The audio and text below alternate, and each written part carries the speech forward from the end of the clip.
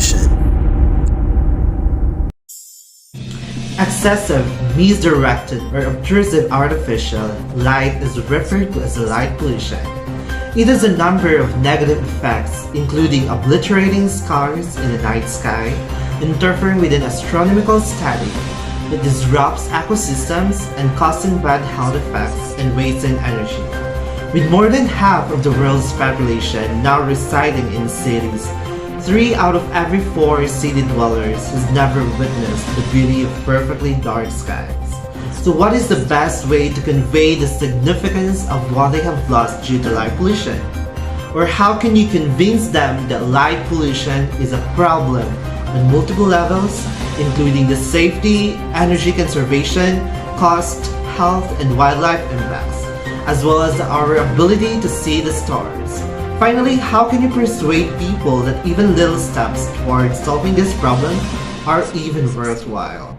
Light pollution disrupts ecosystems, posing a major threat to a nocturnal wildlife and negatively impacting plant and animal physiology. So it has the potential to disrupt animal migratory patterns and affect competitive interactions that modify a predator-prey relationships and inflict physiological injury. So the natural journal rhythms of light and dark, or chestrate the rhythm of life.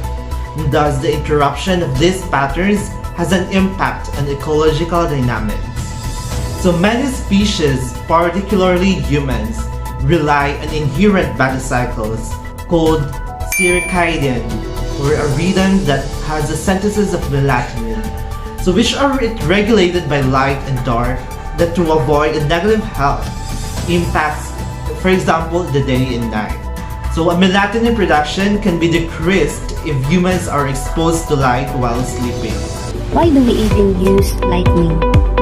According to scientists, our eyes evolved to function best in daylight time conditions, while we can function at night with a little bit of light with the rod cells in our eyes.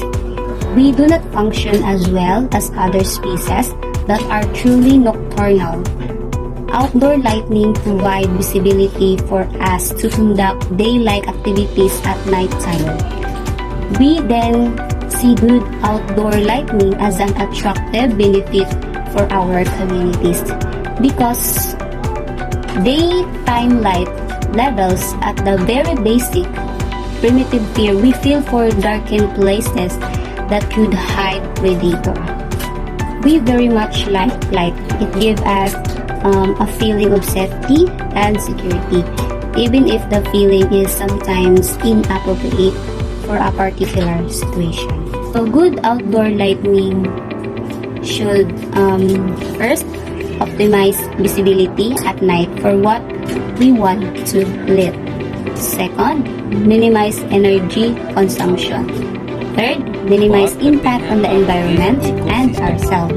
Fourth, minimize glare. And fifth, minimize light trespass. Once this simple guideline is followed, a great deal of the problems regarding light pollution are immediately dealt with and solved. Is there a way to get rid of light pollution? As mentioned earlier, there are ways to reduce the amount of light pollution you spread around. While indoors lighting disrupt our health, outdoor lighting negatively impacts animals and plants. Start by switching off outdoor lights. Turn off lights, the cheapest and most obvious and effective way to reduce light pollution. There's a time and place for outdoor lighting. People wrongly assume that more light at night will make us safer. Time and time again, studies have shown this is not the case. So, we imagine a future where quality light enhances the human environment while protecting our view of the night sky overhead. We need to evaluate solutions so that we will have a narrower objectives. Why do we have style lights in our parks? And it is the same thing that we got them in cities and towns, and it is because nobody thought about it when they were designing them. We are thinking about it now, and we are striving to make change to help fix our lightning and bring back our dark night. Cities around the world are replacing traditional street lights with light-emitting diodes or LED bulbs, but they're also making light pollution much worse.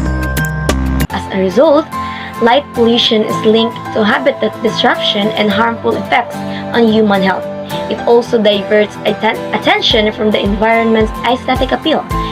There are many actions or ways we can take to lessen light pollution. First, minimizing the use of light. Switching off unnecessary lights can hugely help in reducing light pollution. Second, use LED light.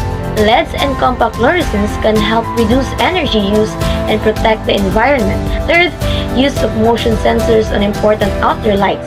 Instead of keeping lights on during the night for security reasons, the installation of motion sensors on the lights can be helpful. Lastly, get involved. Your contribution as an individual is to get involved in the fight against night pollution. You must be curious to know what your local government or community is doing to reduce night pollution. The simplest way is joining community programs and important political debates about pollution, then educate people on the sources, effects, and solution of light pollution. These are only a few of the many possibilities. If I were you, I'd investigate and be enlightened.